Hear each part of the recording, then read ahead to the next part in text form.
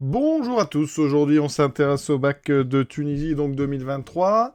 C'est l'exercice 4, vous voyez bien, on est sur les fonctions. Exercice assez long, on fera peut-être deux vidéos.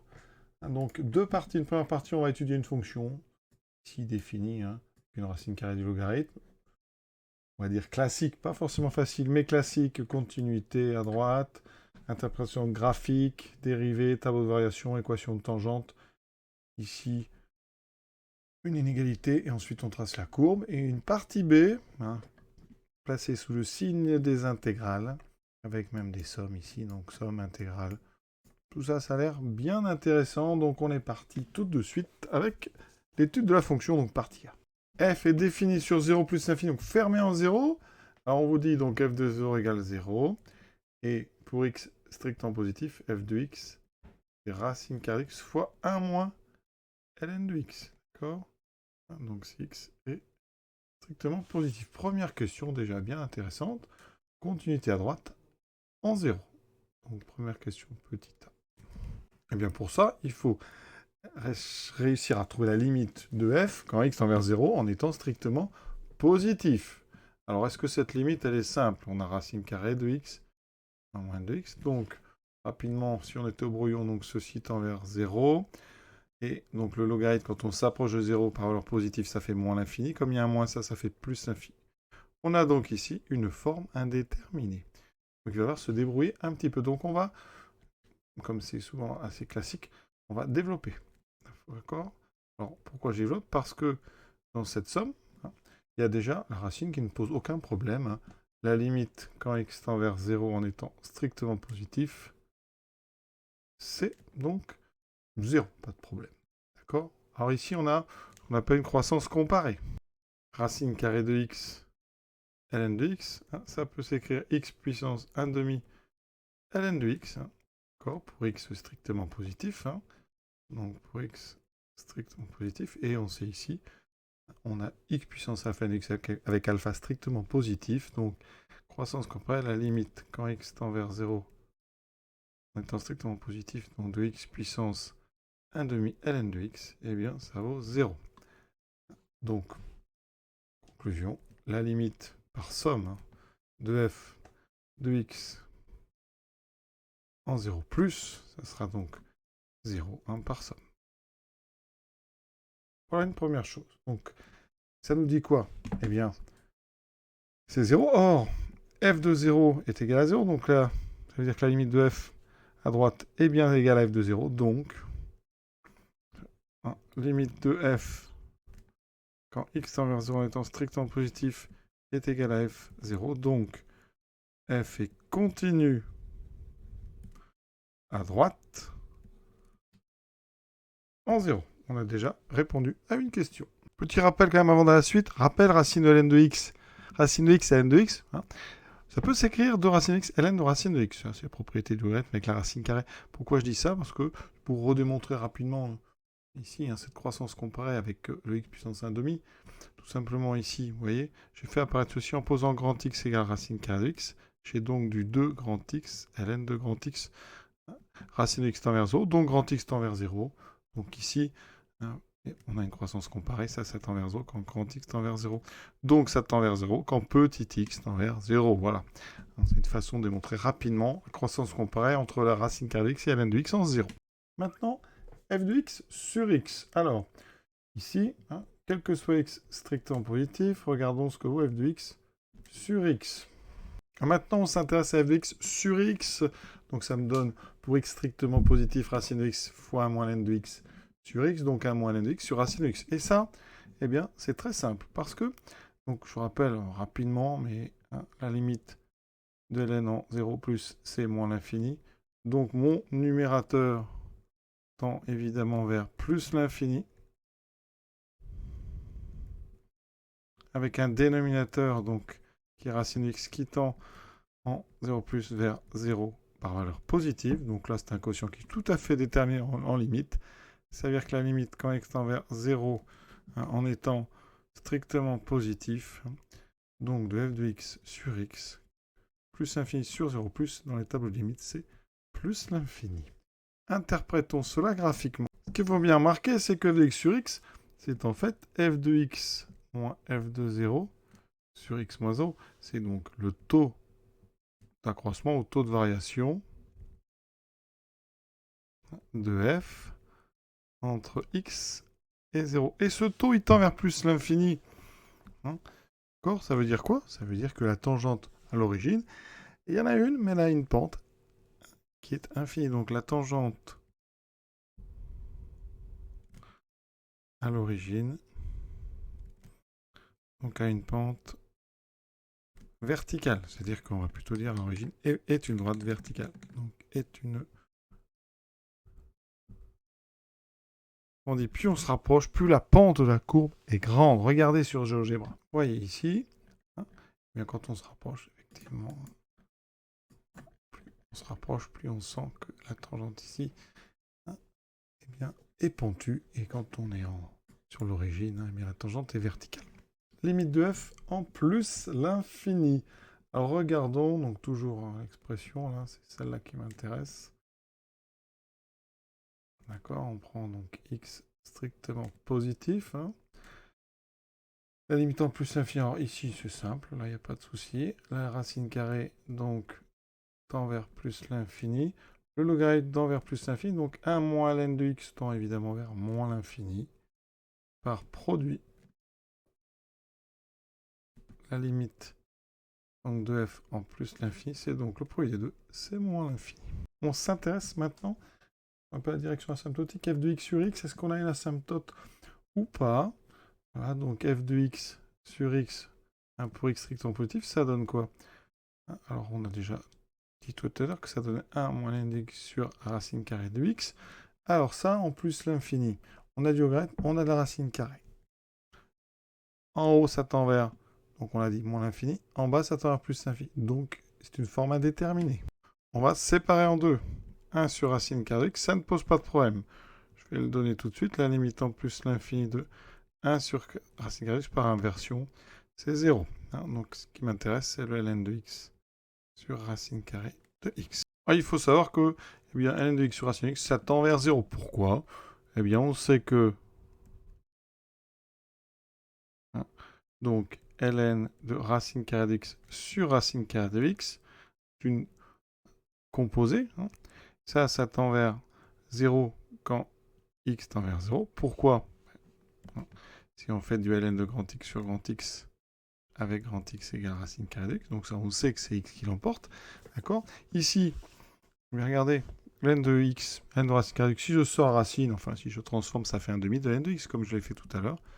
Donc ici, eh bien, on pourrait multiplier par 2, de façon à pouvoir rentrer à l'intérieur cette symbole, vous voyez, ça fait 2 ln de racine de x, ça fait bien ln de x. J'obtiens ceci, et donc par composition, eh bien on a donc ce premier terme, je l'ai dit, qui tend vers 0, le deuxième maintenant qui tend vers 0. Et donc ça veut dire que là, ceci, donc par somme, quand x tend vers 0, eh bien c'est la somme de deux expressions qui tendent vers 0, c'est donc 0. Très important à ces croissances comparées ici. Hein. De toute façon, la règle, c'est que ln de x sur x puissance alpha, ça tend vers 0 quand x tend vers, alors j'ai mis 0, mais quand x tend vers plus l'infini. Et pour ça, il faut que alpha soit strictement positif. Ici, en fait, on a un alpha égal à 1 demi. Voilà. Très important, ces règles. Ça se redémontre assez bien, justement, avec cette possibilité qu'on a avec le logarithme de sortir les exposants en coefficient devant. Interprétation graphique. Donc, on vient de dire que la limite, quand x donc, tend vers plus l'infini de f de x sur x est égal à 0. Dans ce cas-là, on dit que la courbe, donc, la courbe admet une branche parabolique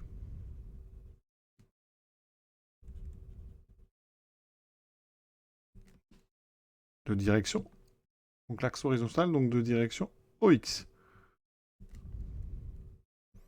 Exemple connu, hein, la fonction kx donne racine carrée de x, la fonction kx donne ln de x. Voilà, c'est plus célèbre.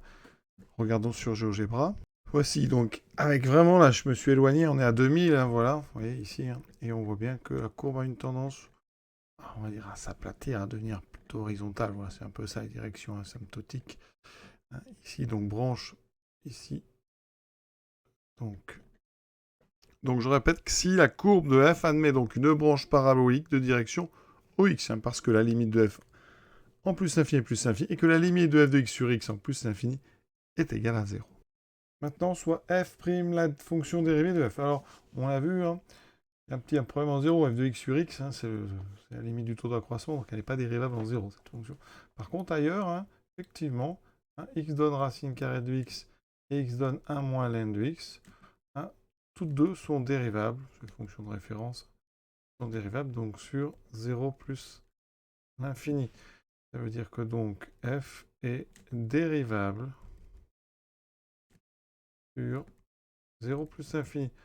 Ouvert ici. Hein. On ne peut pas le fermer, on a vu, parce qu'il y a un problème en 0.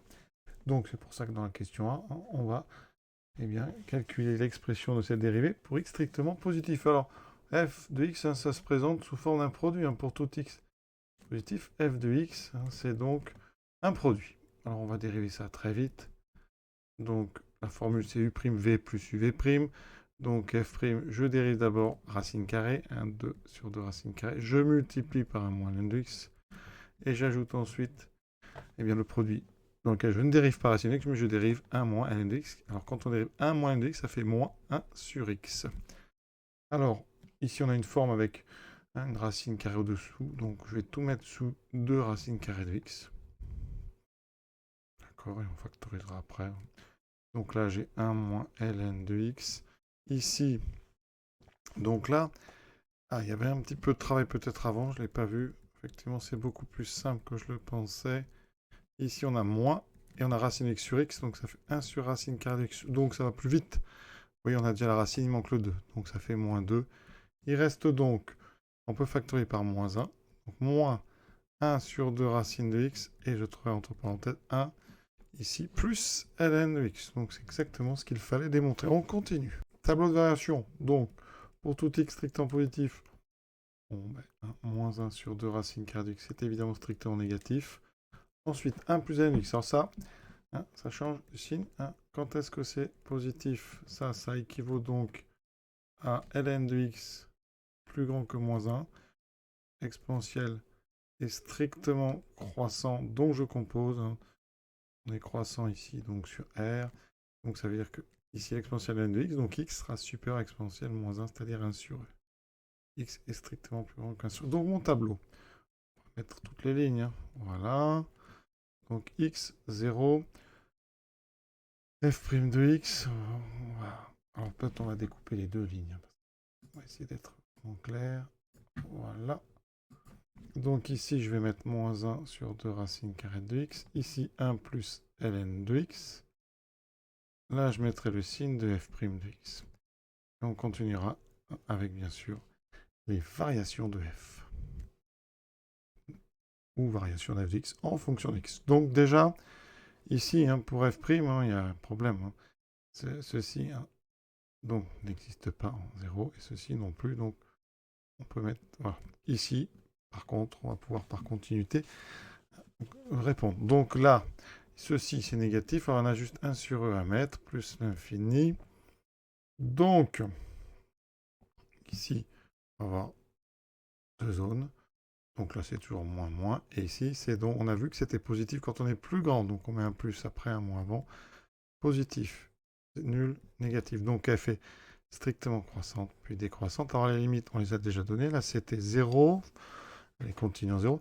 Ici, on avait trouvé donc la limite, c'est moins l'infini. Et en 1 sur e, on va le calculer. F de 1 sur e, donc ça fait racine de 1 sur e. 1 moins ln de 1 sur e. Ça fait donc racine de 1 sur e, 1 moins, donc plus ln2. Je transforme, ln2 fois 1, ça fait donc 2 sur racine carrée 2. Alors, si vous n'avez pas les racines carrées au dénominateur, on multiplie en bas par racine 2 et ça fait 2 racine 2 sur e. Donc je vais l'écrire ici, 2 racine 2 sur e. Je vérifie rapidement. Sur GeoGebra, vous voyez, j'ai mis le sommet. J'avais rentré donc 1 sur e, 2 sur racine 2, ou 2, donc racine 2 sur e. Et j'obtiens bien un bon endroit, donc bien croissant, décroissant. Strictement, le tableau a l'air correct. On continue. On considère maintenant le point I de coordonnée E0 et telle la tangente à xi en I équation de la tangente, donc ça c'est du cours. Pour l'équation de la tangente, donc t, c'est la tangente au point, donc l'abscisse E, donc ça sera y égale f' de E, x moins E, plus f de E. Donc j'ai besoin de f de E, donc je remplace, ça fait racine de E, pardon, la racine de E fois 1 moins ln de E. ln de E valant 1, ça fait 0. Ensuite, j'ai besoin de f' de E. J'ai l'expression de f', elle est ici. Donc, j'obtiens moins 1 sur 2 racine de E, 1 plus ln de E, qui vaut toujours 1. Donc, ça fait 2. On simplifie le 2 en haut et le 2 de la parenthèse. Il reste moins 1 sur racine de E. Sinon, moins racine de E sur E. Conclusion, donc.